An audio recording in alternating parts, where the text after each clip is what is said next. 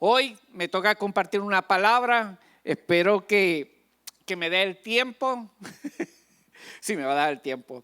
Y lo interesante de esta palabra es que ya cuando la pastora me había dicho que si podía compartir la palabra domingo y ella se encargaba el miércoles, le dije que sí, pero ya tenía la palabra, pero la fui desarrollando. Pero lo lindo es que el título se lo dimos el sábado en la mañana desayunando. Cuando escuchamos un testimonio, que no lo voy a dar yo, lo va a dar Vivian Yamilet. Y cuando yo escuché ese testimonio, me dice Miriam, para que tú veas. Y yo digo, oye, ese es el título que le voy a dar a la predicación, para que tú veas. Cuando nosotros los puertorriqueños nos hablan de cómo Dios hace las cosas, nosotros venimos y decimos, oye, eso es para que tú veas cómo es Dios. Y yo digo, oye, cae perfecto a la predicación de la mañana de hoy, es para que tú veas. Pero yo le añadí lo bueno que es Dios. Y quiero comenzar haciendo un pequeño resumen, ¿verdad? La importancia de por qué venimos nosotros a este domingo aquí en la iglesia. Nosotros no venimos al domingo aquí en la iglesia para hacer un checkmark y decir cumplimos. Venimos porque tenemos una necesidad. Tan pronto el Señor puso en nuestro corazón el Espíritu Santo, desde ese mismo momento hay una necesidad de buscar más de la presencia de Dios.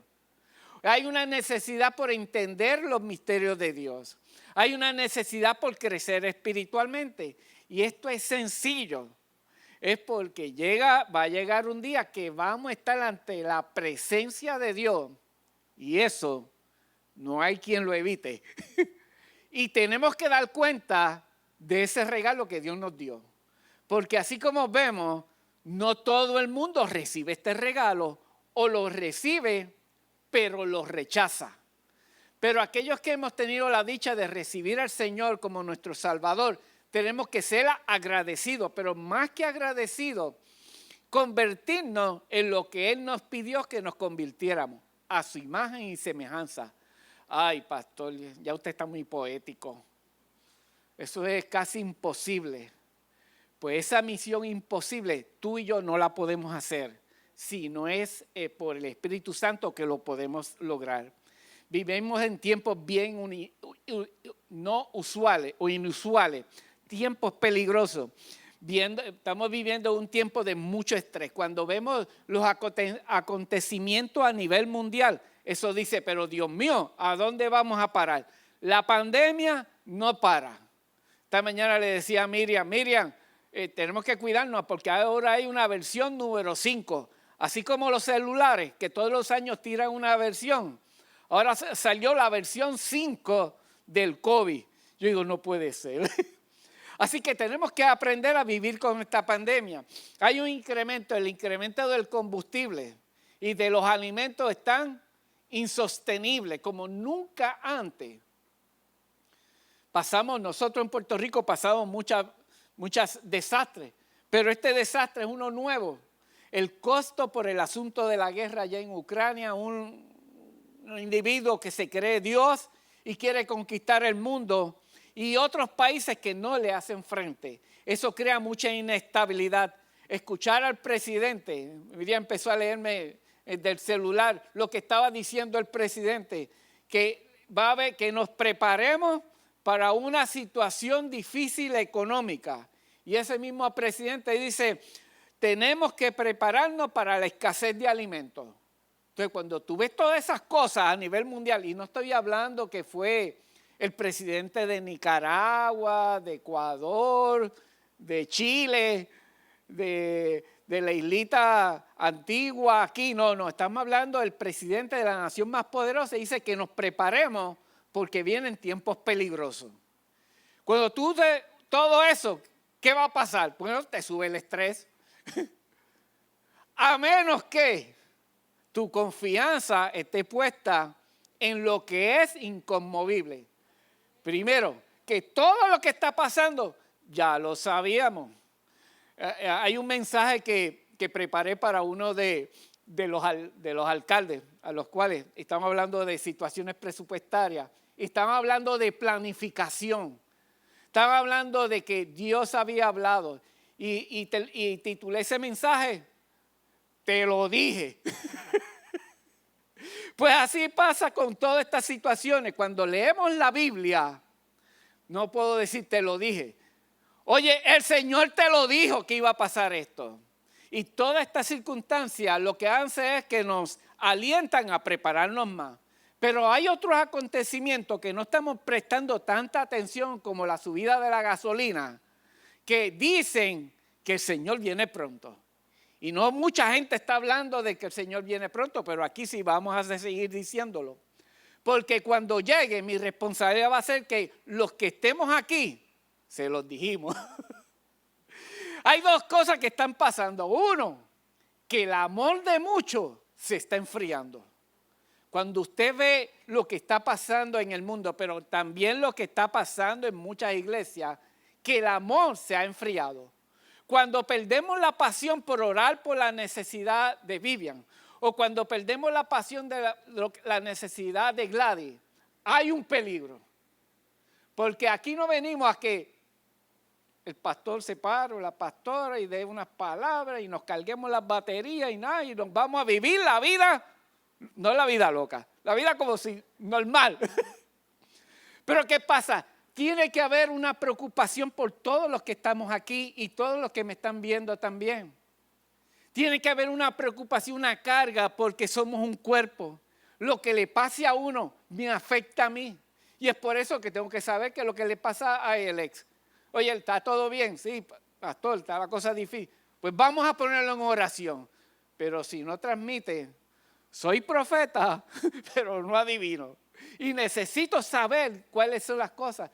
Muchas veces somos tan reservados en nuestras situaciones que no queremos que nadie sepa. Pero cuando Dios nos colocó en un cuerpo, tiene un propósito. Cuando vemos todas estas cosas, vemos que estamos viendo tormentas a nivel colectivo, pero también hay tormentas a nivel individual. Porque yo podría estar hablando de Ucrania, estoy hablando de Estados Unidos, pero en este momento lo que a ti te importa y lo que a mí me importa es la tormenta que estamos viviendo a nivel personal. Aquellas son importantes, pero tengo que también trabajar con mi tormenta personal. Pero Dios no toma por sorpresa todo lo que está pasando. Él está en el trono mirando todo lo que está sucediendo bajo su perfecto control. Nos ha dicho en su palabra que en el mundo vamos a pasar aflicciones. Pero también nos dice, debemos confiar en Él porque Él ha vencido el mundo y sobre todo, Él ha vencido la tormenta en que estás metido en este momento. Más aún, Él ha vencido las tormentas que te vas a meter mañana. Y esa es nuestra confianza. Como iglesia necesitamos atravesar por esas tormentas. Dice, pero ¿cómo? La palabra dice que es necesario que estas aflicciones vengan. La iglesia de Cristo tiene que ser la fuente de estabilidad en este mundo. Quiero comentar algo. Ahí en mi trabajo secular hay abogados, ingenieros, CPA, relaciones públicas que asesoramos a nuestros clientes de diferentes situaciones. Y había una situación en particular en un municipio bien difícil, a punto de perder millones de dólares de forma injusta, ataques por donde quiera. Y en las reuniones íbamos el abogado, el alcalde, iba yo a esas reuniones. Y de momento viene y dice el abogado, oye, la cosa está bien difícil. Y yo digo, sí, ¿verdad? Oye, pero una cosa veo, que mientras tú estés, yo estoy tranquilo, porque tú me das paz. Porque no importa la discusión que tengamos, no importa la tormenta, oye, tú me das paz. Y ahí donde yo aprovecho. Pues claro, yo tengo el mismo temor que tú. Tengo la misma ansiedad, pero la sé canalizar porque confío el que está conmigo. ¿Sabes qué? Todas y cada una de las situaciones las tengo que poner porque hay situaciones que no puedo resolver. Y cuando hacemos lo que estábamos adorando al principio, que nos rendimos, entonces Él empieza a trabajar en cada una de nuestras circunstancias. Hay cosas que no podemos cambiar nosotros. Hijos rebeldes, matrimonios destrozados, jefes gruñones, vecinos que no se pueden bregar, gente que envían oraciones contrarias, gente que se monta en el mundo espiritual de brujería para tratar de influenciar nuestras decisiones. Hay cosas que no podemos controlar, pero hay cosas que sí podemos, y es el tiempo de nosotros de meternos con Dios para irnos al nivel espiritual y cancelar todos esos ataques. Dije, estoy tranquilo cuando tú estás. Y yo digo, meo, cuando tú me veas preocupado, preocúpate. Pero dice, pues está bien, te veo tranquilo. Esta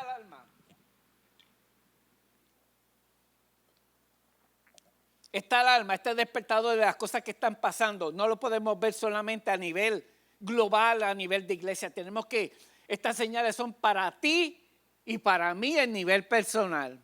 Tenemos que atravesar tormenta, como le dije. Tenemos que llegar al otro lado, no hay break. Tenemos que tener un propósito, cumplir con el propósito de luz que somos nosotros. Tenemos que irradiar estabilidad y paz. Si la iglesia pierde su sal, estamos aquí perdiendo el tiempo. Mira la importancia de estar pegadito al Señor, aprovechar cada servicio, aprovechar ese tiempo de servicio, la adoración, la entrega, lo que intentaba hacer la pastora esta mañana, llevar al pueblo a que nos metamos en la adoración, porque no es una actividad, no es un show, es de vida o muerte. La importancia de volver a revisar qué Dios habló a mi vida. Cuando no puedas asistir, ve el mensaje después, la grabación. ¿Por qué es importante? Porque Dios está hablando. Hay tiempos, todos estos tiempos que están pasando no son normales, lo que está pasando en todo el mundo, en nuestra vida. Hay que dejar de deambular de nuestro llamado. A veces parecemos deambulantes, y los deambulantes son las personas que no tienen hogar, que viven en la calle, que pasan ahí buscando. Pero también hay deambulantes que tienen casa, tienen mansiones, pero siguen deambulando en esta vida. Así que no tiene que ver con la casa, no tiene que ver con el poder económico, tiene que ver con tu corazón y mi corazón. Y hoy Dios le está hablando a esta iglesia, a la iglesia Visión de Amor y todos los que nos van a estar viendo. Porque cuando Dios trae estos mensajes es porque está prendiendo una alarma. Nuestra responsabilidad es que aprendamos qué Dios quiere hablar a nuestro corazón, pero qué vamos a decir después a otros. Son días de preparación espiritual, palabra para que llenemos nuestras lámparas, porque viene una hora oscura. Viene una hora oscura. Amén. Hay pocos amenes cuando digo horas oscuras. Oye, no nos vamos a cansar de alentar todo lo que va a suceder, porque por lo menos nosotros vamos a estar preparados y vamos a preparar a nuestros hijos y a nuestros familiares. Hay un letargo espiritual que combatir. Y no solamente un letargo espiritual afuera, sino un letargo espiritual en los que dicen que conocieron a Cristo. Porque los que están en el mundo ya estaban en un letargo espiritual, pero a nosotros pensamos que con decir, Señor, yo te amo, Señor, entrego mi corazón, y luego sigo viviendo mi vida loca. Estoy bien con Dios, pero tengo una mala noticia, no es así. Y no tenemos que vivir una vida loca, sino vivir una vida sin propósito, sin que el propósito de Dios se cumpla. Jesús hizo la misma advertencia a su pueblo y le dijo, va a ser como los días de Noé. ¿Cómo eran los días de Noé? Bueno, si yo mando a los nenes, ¿me pueden decir cómo eran los días de Noé allá atrás? ¿Cómo eran los días de Noé? Los niños. Ajá. Era una locura. Eso lo han dado en las clases, ¿verdad? La maestra han tocado cómo eran los días de Noé. Están pendientes porque voy a hacer preguntas. ¿Sabes que al pastor le gusta bajarse de aquí y hacerle preguntas y ponerle el micrófono? Así que no se asusten. Muy bien, ahí hay un buen alumno. En los tiempos eran malos en aquel día, se estaban portando bien mal los días de Noé. Yo les digo, en los días de Noé había apatía por conocer a Dios. Había un letargo espiritual, no le importaba. El amor era frío, no había amor. Amaban más las cosas del mundo que la pasión que tenían que tener por Dios. Estaban ciegos caminando. Pero vean que el ciego, estaban ciegos y caminando, deambulando por las calles espiritualmente. Estaban desconcertados. Esos eran los tiempos. Y Jesús dice, y en la última generación, la generación cuando yo regrese, va a ser como los días de Noé. Nos dio una señal. Os digo que pronto les haré justicia, pero cuando venga el Hijo del Hombre, ¿hallará fe en esta tierra? Esa es la pregunta que hizo Jesús. Le estoy advirtiendo cómo va a ser. Pero cuando llegue ese momento, ¿encontraré fe en el hombre? ¿Qué ha llevado a esta generación a un declive espiritual? Abandonar lo que una vez vivieron o predicaron. Una nación como Estados Unidos que su Dios estaba en su base, en su raíz, en la Constitución. ¿Cómo puede ser que una nación tan poderosa olvidó a Dios y lo está borrando de los libros? ¿Cómo una nación tan poderosa y con unos fundamentos en Dios cambió por completo y se está alejando de Dios y se está convirtiendo en una nación con apatía a Dios?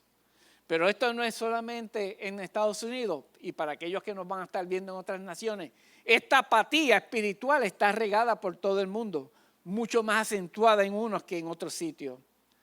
La contestación. Todo el mundo se pregunta, ¿y por qué? Pastor, ¿por qué? Por un continuo énfasis en lo humano. Y me voy a explicar. Esto es que si nos enfocamos cada vez en lo que está en el mundo, en lo humano, nos enfocamos entonces, la fe que vence al mundo se va debilitando por completo. Entre más nos parecemos al mundo cosméticamente, soy cristiano, pero yo comparto, soy cristiano, y se convierte en tibio y es peligroso. Porque entonces la fe, mis creencias, lo que yo creo, lo que vence al mundo, se va desvaneciendo. Y al debilitarse la fe, el mundo toma control de la iglesia, porque no tiene quien lo pare. Por eso es que podemos ver muchos templos donde no hay palabra correcta, hay desviación y parecen más actividades o show que una adoración al Rey de Reyes. El ángel habla a Daniel, en el libro de Daniel, un libro profético de los últimos tiempos, lo que va a suceder, dice en Daniel 12:4, muchos correrán de aquí para allá y la ciencia va a aumentar. Dos señales. Pero esta primera señal, la de muchos correrán de aquí para allá, habla de que va a haber una inestabilidad común en todo el mundo. Es una de las señales. Una estabilidad que la gente va a estar moviéndose de un lado, tomando decisiones, deambulando por el mundo. Cuando dijeron que iban a paralizar los aviones por lo del COVID, eso era peor que meter preso a todo el mundo. Porque la gente estaba acostumbrada del movimiento total en todo el mundo, los aviones, la economía se detuvo. La gente vive en un estado de insatisfacción. Los hijos están insatisfechos, los esposos y las esposas insatisfechos, en la iglesia insatisfechos. y al final termina insatisfecho de Dios, porque hay una insatisfacción, hay un vacío que tiene que ser llenado y piensa que con el mundo lo van a llenar, porque su atención está fijada en ellos mismos. Y ahí es cuando está el problema. Cuando nosotros, nuestras situaciones personales, gustos, preferencias, actividades, trabajo, están por encima de mi relación y mi conexión con Dios, se abrió la puerta, porque me estoy enfocando más en lo humano. Falta de negación a sí mismo es una de las características de los últimos tiempos.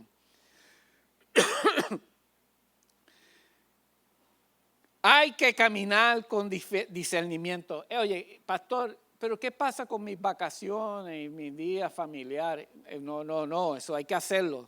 No estoy hablando del tiempo de disfrutar del fruto de tu trabajo. Es bíblico que lo use.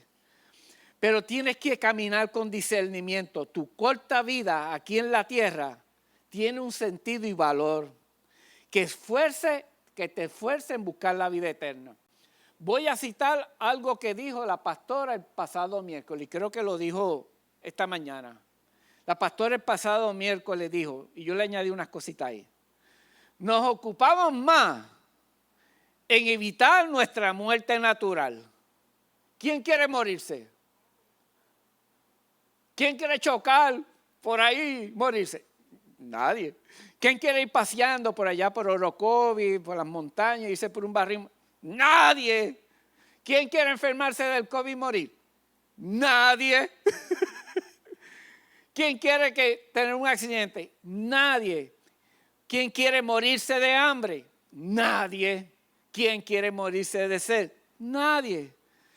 ¿Quién quiere morirse de colesterol y la presión alta? Nadie, pero muchos van a morir de eso. Nadie quiere y nos ocupamos, vamos al médico, nos alimentamos, paseamos, aquellos que necesitan ayuda espiritual van donde sus pastores, aquellos que necesitan ayuda emocional van donde su psicólogo, etc. Nos ocupamos más de nuestra muerte natural. Oye, y eso es inevitable, va a llegar. Pero no nos esforzamos tanto en evitar nuestra muerte espiritual. Y esa sí se puede evitar. Fíjate qué loquera.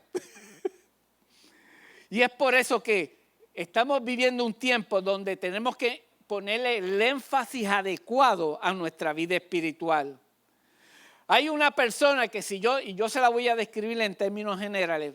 Mire, a ver, y esto va a ser, y le voy a preguntar a varios, a ver, miren las 6 características, a ver. Primero, que era un hombre con un cuerpo fuerte. Este hombre era joven, alto y hermoso, como su pastor.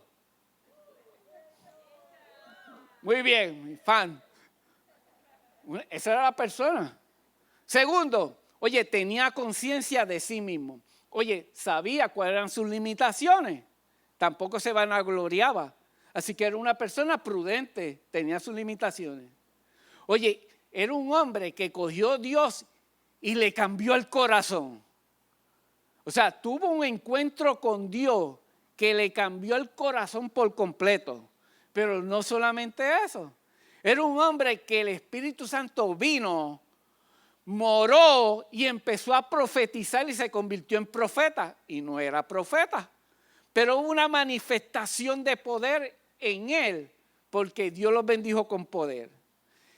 Esa persona también tenía amigos leales, que cuando él decía, vamos a la derecha, todo el mundo iba para allá. Y vamos para la izquierda, y todo el mundo iba para allá. Así como los pastores queremos.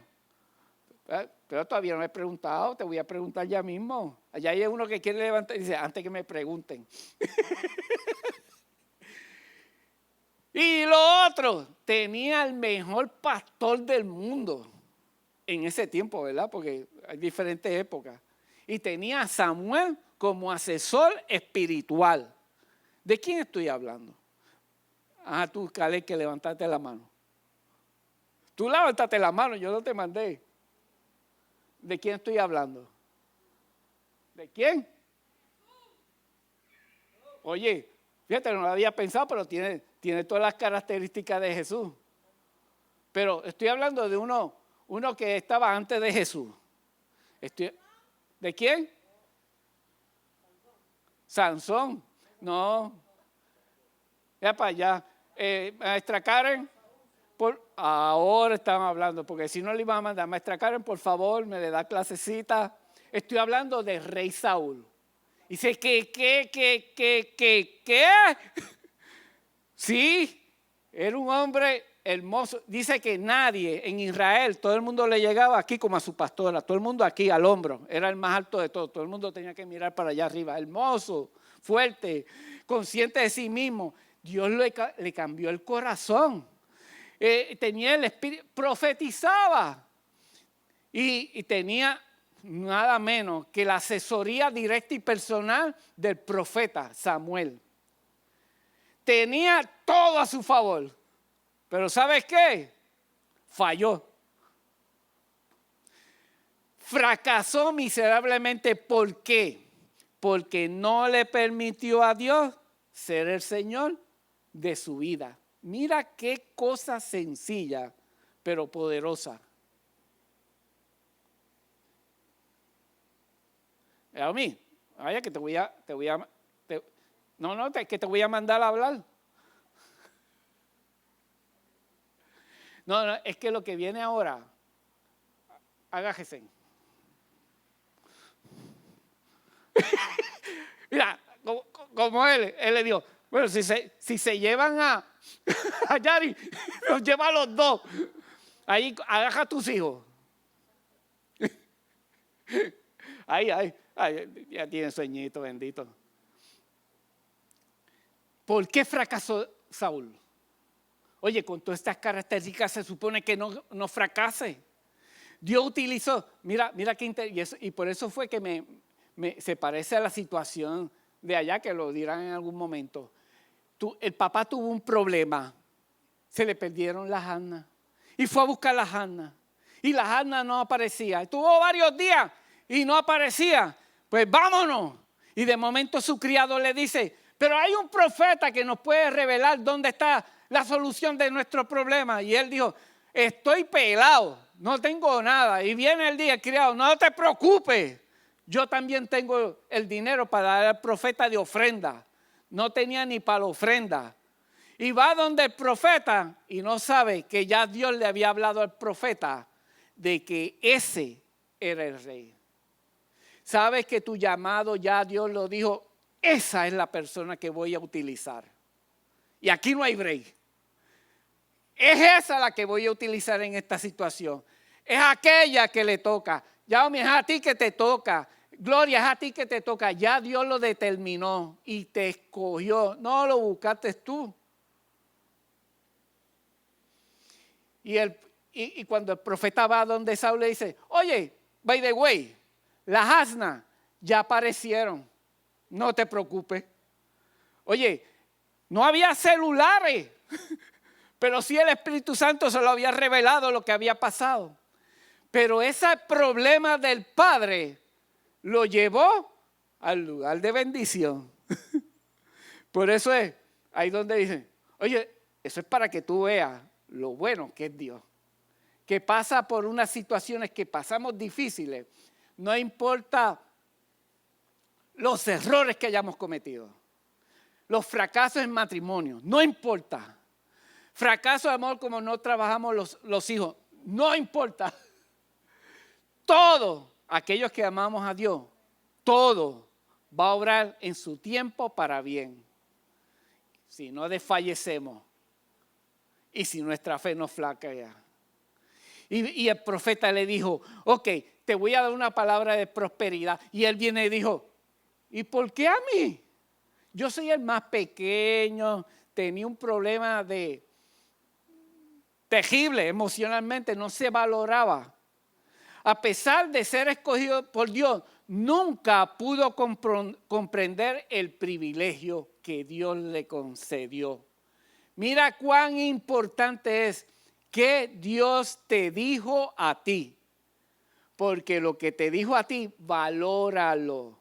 La posición que te dio a ti un ministerio, el don de predicar, el don de ser sociable con las personas, el don de dirigir, el don de administrar. No importa el don de predicar, el don de dar buen consejo. Dios te dio ese privilegio y lo tienes que valorar. ¿Cómo lo valora? Poniéndolo en función. Cuando lo iban a declarar rey, aquí donde que se pone la cosa buena. Se lo dije, aguántense. ¿Se aguantaron? Cuando le iban a declarar rey, se escondió. ¿Cómo? Y Dios se lo reveló al profeta. ¿Y dónde está Saúl que lo vamos a coronar de rey? Y Dios se lo choteó al profeta. Está escondido con el bagaje. Ya el pastor está exagerando. Lo voy a leer para que vean que no estoy exagerando. Luego mandó que se acercara a la tribu de Benjamín, familia por familia, y la suerte cayó sobre la familia de Matri y finalmente sobre Saúl, hijo de Quis. Entonces fueron a buscar a Saúl, pero no lo encontraron, de modo que volvieron a consultar al Señor. Y el Señor, ¿ha venido aquí ese hombre?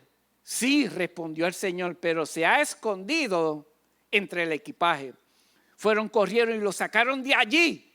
Y cuando Saúl se puso en medio de la gente, vieron que era tan alto que nadie le llegaba al hombro. Dijo entonces Samuel a todo el pueblo, miren al hombre que el Señor ha escogido. No hay nadie como él en todo el pueblo. ¿Sabe que lo que Dios piensa de ti es eso y de mí? Que no hay nadie mejor que el trabajo que Dios te mandó a hacer. No hay nadie. No hay nadie. No importa si están en la puerta. Eso es como Dios te ve. Pero ¿qué pasó? ¿Cuál era la actitud de él? Esconderse del llamado. Ay, se ve que se aguanten. Aguántense. Cuando no ejecutamos lo que Dios me mandó a hacer, estamos detrás del bagaje. Se lo voy a decir en lenguaje del siglo XXI. Estamos escondidos detrás del trabajo, de la familia, de las preocupaciones, de las cosas que tenemos que hacer. Y son buenas excusas, pero sigue siendo excusa. Deja de estar escondiéndote detrás del bagaje, porque tiene unas consecuencias. Dios nos quiere exhibir. Yo todavía no sé, no entiendo, no sé cómo vamos a ir a todas esas naciones que Dios habló. Por lo menos sabemos que vamos a Guatemala. Pero las demás, no lo entiendo, no sé cómo. Su pastor es alto, joven, hermoso, pero tiene unos cuantos años. No sé cómo lo va a hacer. No sé dónde están los recursos económicos para hacerlo, pero sí sé que lo va a hacer. Y no me voy a esconder detrás del bagaje. Tan pronto yo vea que me dicen, pastor, ¿quiere venir para acá, para este sitio? Cuente conmigo, ahí es donde voy. ¿Por qué? Porque voy a tener que dar razones sobre por qué no hice lo que tenía que hacer. La desobediencia en concentrarse en su orgullo y sus necesidades abrió a puerta espíritu satánico. Mira, oye, esto está terrible para que nos preparemos. El no hacer mi llamado y abandonar y hacer caso omiso de lo que Dios me dijo, me puede llevar a que espíritu satánico controlen mi vida. Eso fue lo que pasó con Saúl. Estaba dominado por espíritu que solamente lo apaciguaba el instrumento que tocaba David y lo apaciguaba. Y tan pronto todo dejaba, volvía el espíritu y se transformaba. Y no era uno de los Avengers ni Hulk, era un demonio. Para que tú veas, cuando dejamos este tipo de puertas, mira las consecuencias. Y Dios nos está haciendo una advertencia hoy, pero no solamente para ti, sino para que se lo transmita a tus hijos. Y tus hijos a tus hijos, y a los amigos y a los compañeros. Hay mucha gente que sabemos, en la plaza el sábado pasado, encontramos a un señor que se reconcilió con el Señor y decía, yo sé que tengo un llamado de predicar. Y yo iba a la iglesia y yo sé que lo tengo. Y yo sé que estoy mal. y está el pastor Julio y yo, y el único consejo que le dimos, oye, avanza a ejecutar tu llamado porque el tiempo es corto. Y en algún momento vas a tener que dar cuenta del talento o los talentos que pusieron a tu mano.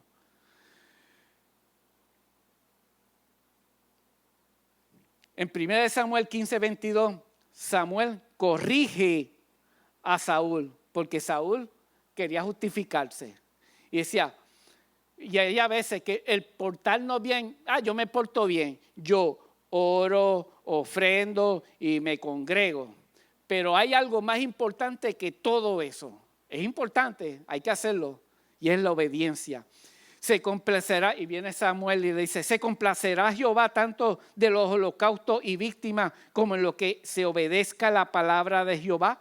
Porque rápido Saúl, para que lo perdonaran, fue a ofrecer sacrificio.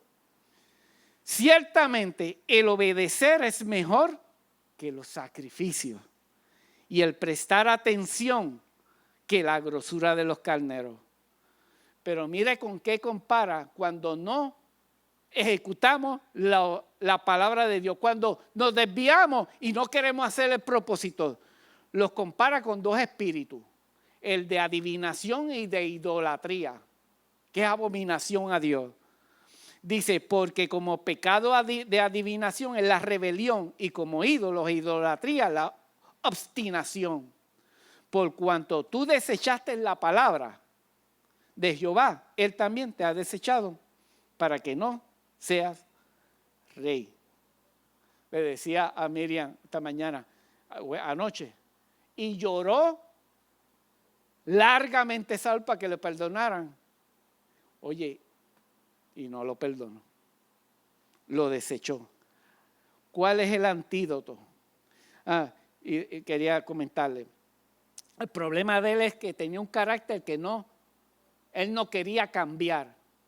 Y en la palabra dice que no nos conformemos con este siglo, sino que transformados por el medio de la renovación de nuestro entendimiento. Porque cuando nuestro entendimiento es renovado y dejamos lo que pensábamos y nos amoldamos a lo que dice la palabra, entonces es cuando podemos comprobar cuál sea la buena voluntad de Dios, que es agradable y perfecta. En otras palabras, cuando nuestra mente se amolda a la palabra, entonces podemos entender los propósitos de Dios en nuestra vida y podemos tomar decisiones sabias y dejamos de ser diabolantes espirituales. Saúl reconoció su pecado, pero cometió un problema, se justificó, porque temía al pueblo y consentí la voz de ellos. Presión de grupo. Antídoto, Isaías 26:3.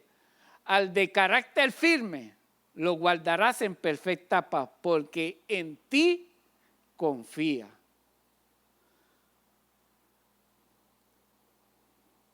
Para ir terminando. Estoy a tiempo. Sí, estoy a tiempo, qué bueno. ¿Por qué? ¿Dónde estaba la confianza de David para vencer a su gigante? Porque ya vimos lo que no debemos hacer. Pero ¿qué debemos hacer? Confiar como David. Como usted conoce la historia, Goliat estuvo 40 días intimidando al pueblo de Israel.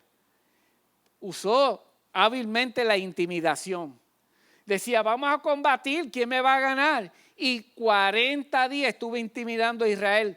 Y su rey, ¿qué fue lo que hizo? Saúl, temeroso, ofreció dinero y a la hija, al que le venciere. Oye, ese Saúl que es sinvergüenza, mira para allá, qué poca vergüenza. Y no sabe que nosotros hacemos lo mismo.